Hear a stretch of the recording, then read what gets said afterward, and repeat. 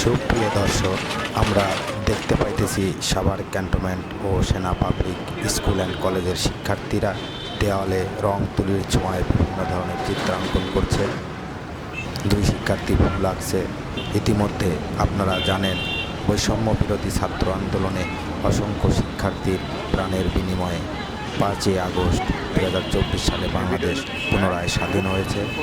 তারই ধারাবাহিকতায় একটি অন্তর্বর্তীকালীন সরকার গঠিত হয়েছে। আমরা বাংলাদেশের মানচিত্র দেখতে পেলাম, স্বাধীনতা লেখার চিত্র, লেখা আছে বিকল্পকে, আমি, তুমি, আমরা। এখানে ইউনাইটিকে বোঝাতে চেয়েছে শিক্ষার্থীরা।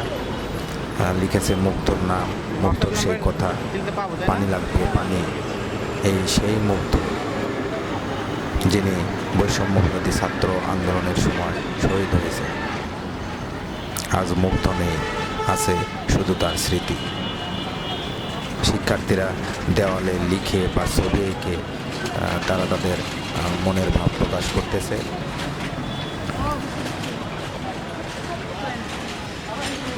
এটা আমি আছি ভাই, এটা ভালো মতো তুলো, ঠিক আছে? অনেক কষ্ট হয়েছে, এটা কি, এটা ভালো মতো তুলো।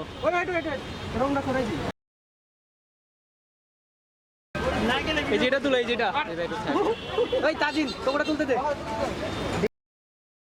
ওদেরটা শেষে নাই। আরে দুটো আছে